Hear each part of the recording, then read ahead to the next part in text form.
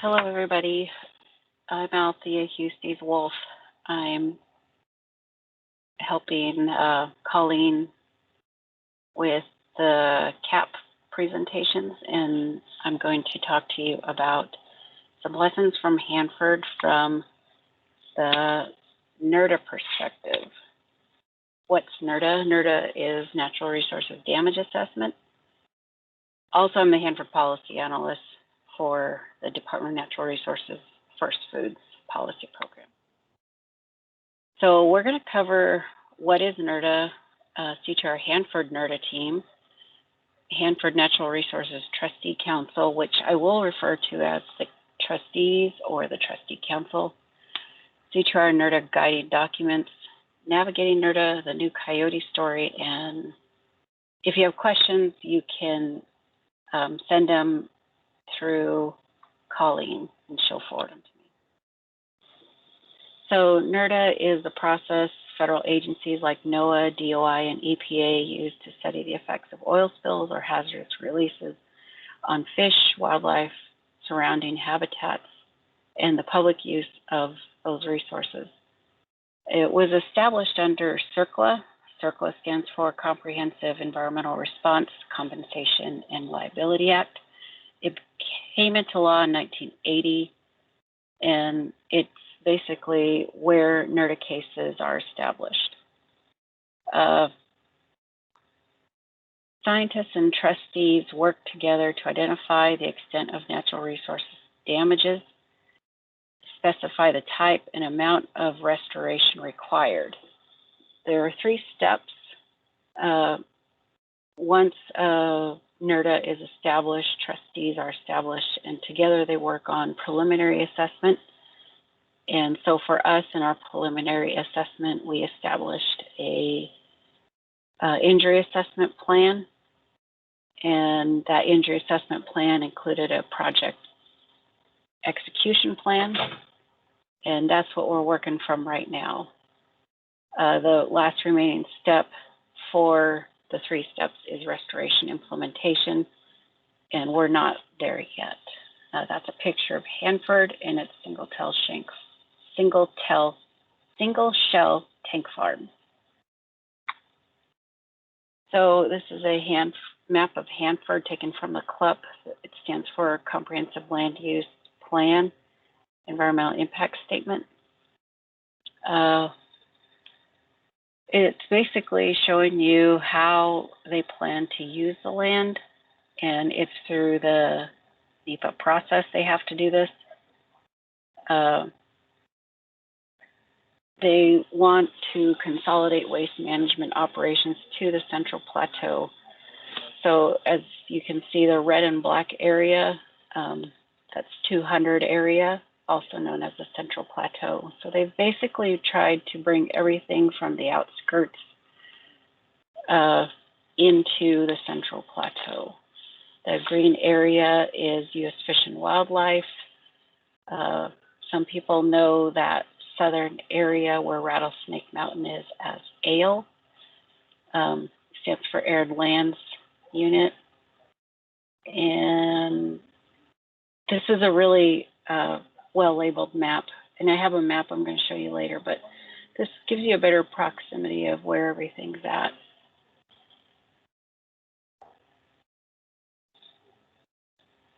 So the CTUIR Hanford team split into 2 cooperative agreements. There's the base budget, which everybody knows as EESP, and Mason Murphy is the manager of that cooperative agreement in that program. And NRDA is now under the First Foods Policy and Protection Program. And Chris Marks is our manager and primary contact for this DOE cooperative agreement. I assist Chris with doing reports, and I attend different meetings. Well, you'll see those later. Our NRDA staff is Rayanne Oatman, our administrative manager. Teddy Bronson is our administrative assistant. The policy and tech team, who primarily work on NRDA, is Naomi Stacy, our attorney, assigned attorney, myself as the Hanford Policy Analyst, and Alex Nazarali, who's our nuclear engineer and primary technical staff. The Hanford NERD staff and the trustee council participation.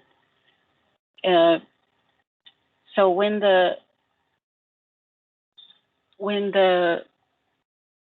NRDA was established, it was established through a settlement agreement, which I'll show you that process on the next slide.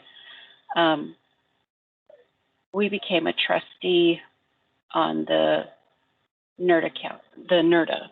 So as a trustee, we all have our own guiding documents to ensure that cleanup and restoration happens to our trustees' needs.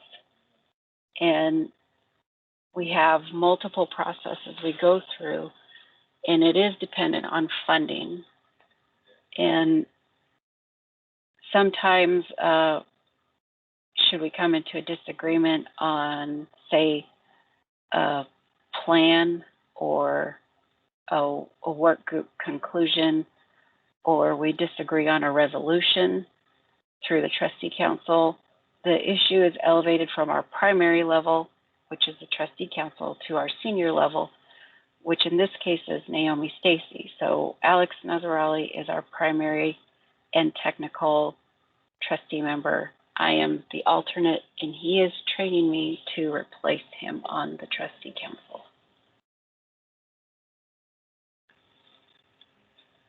The guiding documents for our participation at Hanford through NRDA, of course, is the Treaty of 1855, and then our Constitution and Executive Order 1441 that recognizes not only our treaty, but our usual and custom and ceded land exclusive rights at Hanford area. The Yakima Nation did start a litigation against Department of Energy and Department of Defense that resulted in a settlement agreement, where that is how we're a trustee on the NRDA, the NRDA. And through that participation, the trustee council has established an MOA that basically identifies the level of involvement, basically kind of the expertise of each trustee, their purpose on the council, and of course, if we do have conflict, what are means of trying to find resolution to those conflicts. And then the bylaws basically regulate how we will treat one another, handle documents that are for the council only, and how to release them to the public. We do make sure we all agree on what is released to the public.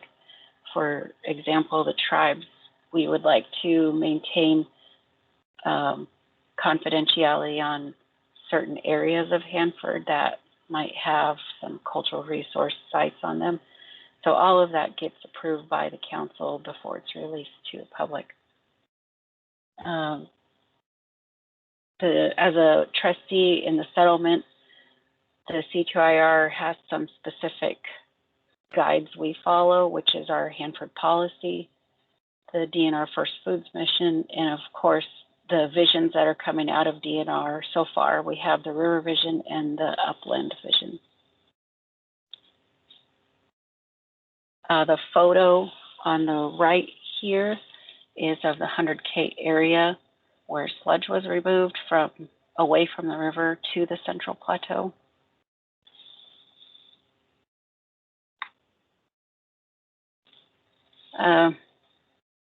So this is a map that our tribal GIS made upon my request. It's less detailed than the previous map because I wanted to see what our ceded boundary was. And to note, putting the ceded boundary on there does not diminish our usual and custom rights at Hanford. It's just a visual I wanted to see.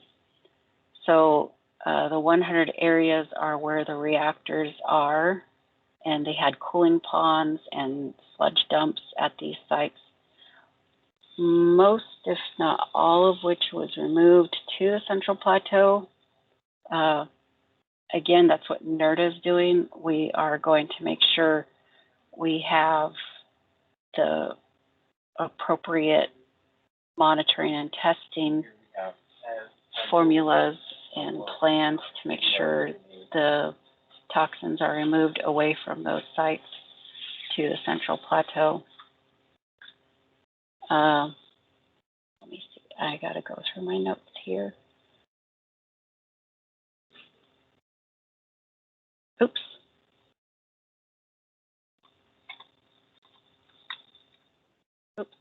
Okay, so what I'm trying to point out in this photo on the bottom left, that is the 618-19 burial grounds. This is found northwest of the 300 area. So if you look on the map, you'll see a 300 down in the bottom right corner of the map. And you just visually go up northwest, just below the Columbia Generating Station. That's where those burial grounds are located approximately. And the thing about those is in 2011, they started to try to identify what was exactly dumped in that area, and they still haven't been able to categorize it. So it's a ongoing process with that area that I'm pretty positive EESP, Mason's crew, is monitoring and keeping track of for us. But that's just to show the complexity of the Hanford site and how sometimes NRDA staff and EESP staff have to coordinate on certain areas because, for example, this area has not even been categorized. We still don't exactly know what's in it yet, but we know it's highly toxic. So navigating NRDA, it is a very complex process. Most people who are in NRDA for this Hanford site have been involved in it for a better part of 10 years. If they haven't been involved in Hanford, they've been involved in NRDA. And NRDA encompasses from the CERCLA and RCRA, which is another form of, it's another regulation that we use to govern, manage spills and toxic waste. So not all of the policies and laws apply to a specific, I guess, act at Hanford. So the way we've been able to categorize all that is through the injury assessment plan that was finalized in 2013, which led to the project execution plan, the PEP, which was finalized in 2016. The PEP created teams and work groups each trustee was able to participate in. So for example, some of those work groups are the terrestrial team, aquatics team, the Hanford Aquatic Restoration Plan team, which is also known as HARP, groundwater upwelling, etc.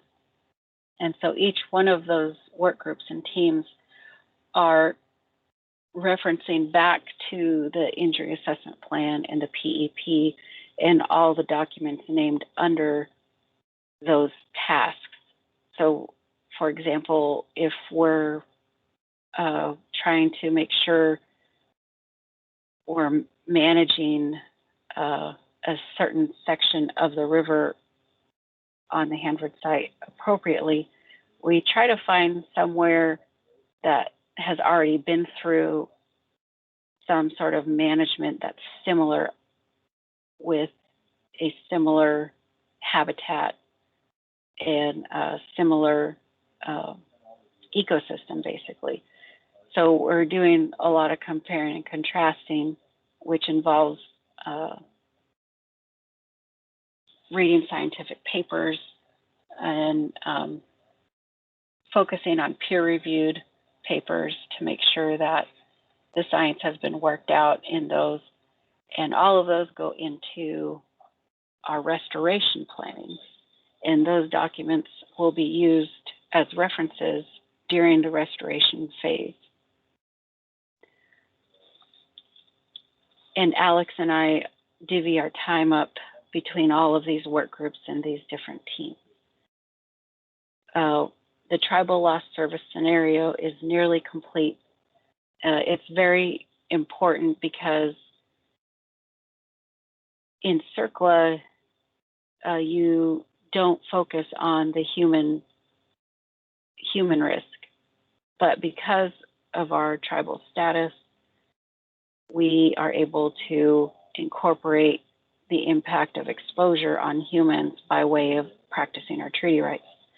So what this does is it utilized the 100F area, and Alex Nazarali, he was able to create a formula that showed all the different routes of exposure that put CTUIR members at risk. And that's going to be used in the injury determination process of the NRDA.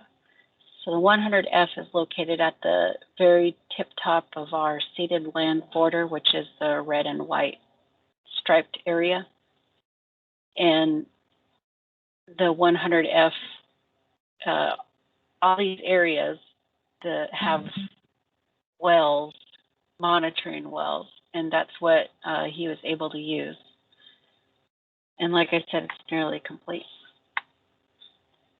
So the new Coyote Story, Hanford is very unique in all of NRDA. The potential responsible party is Department of Energy and Department of Defense, but primarily Department of Energy, because it's also a trustee and primary funder of all the activities for the NRDA. This can create some hesitation at the trustee council, but again, that's why we have the MOA, where we can resolve any kind of conflicts. The trustees are 2 states, multiple federal agencies, and 3 tribes. There are other areas that have this kind of trustee setup, but there are none that have hazardous materials that are radioactive. So for example, iodine 129, it's generated from spent fuel by the fission process as a decay product. It does have the longest half-life of 15.7 million years, and its impact to humans, mammals in general, is through the thyroid. And generally, parts of it do leave the body through the regular human system, but the thyroid does absorb I-129. So the way some of the pathways of exposure are water, air, and the air primarily being through plants. And it can get absorbed into roots. In our PEP, it was an example was provided that it was in the roots of rice plants. So, as you might know, there are an abundance of roots out there on the Hanford site. Granted, a lot of them are on the U.S. Fish and Wildlife areas, but it doesn't mean that some of those areas will not have some of our commonly gathering roots on them.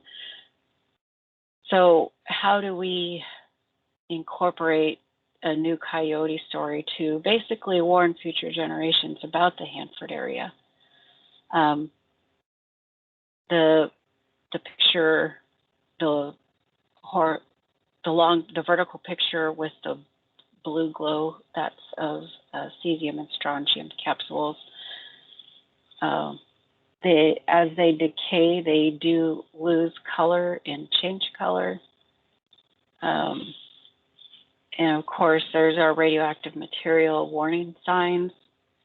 Hopefully they still look like that. Because like I said, iodine alone takes 15 million years, its half-life is. And then just to give you an idea, those are alpha, beta, and gamma rays. And there's an example of how paper can stop alpha rays.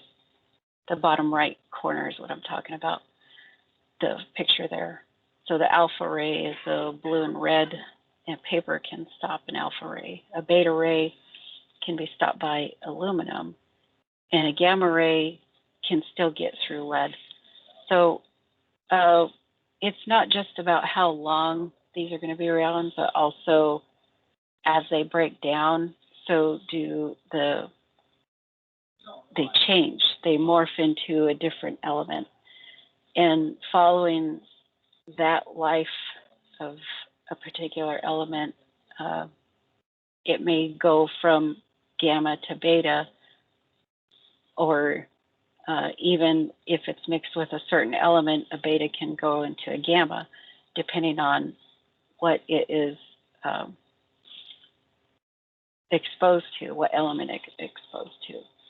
So there's quite a bit of unknowns for Hanford, and so having the cooperative agreements separated as they are with EESP and NRDA, it does help us focus on the task at hand. But the lingering issues like the one I'm presenting here with iodine 129 is how do you manage for that? And because hopefully it's only located in the Central Plateau right now. Because as it is now, the CLUP, what I referenced earlier, according to the CLUP, DOE will always basically have ownership over areas like the Central Plateau. So there'll always be controlled access to that area. Again, the CTUIR alone has pit houses on this reservation that are over 4,500 years old. So 4,500 years ago, we were conducting ceremonies. We had an organized society. So we've been around quite a bit. And I think that's the new Coyote Story, is how do we manage future generations and warn them against the dangers at Hanford. That's my contact information. If anybody has any questions for me, or Colleen can forward questions to me. I'm sure if I misspoke, Mason will correct me. So I hope I got everything right, and I hope you all enjoyed the presentation. That was great, Althea. I'm going to stop recording now.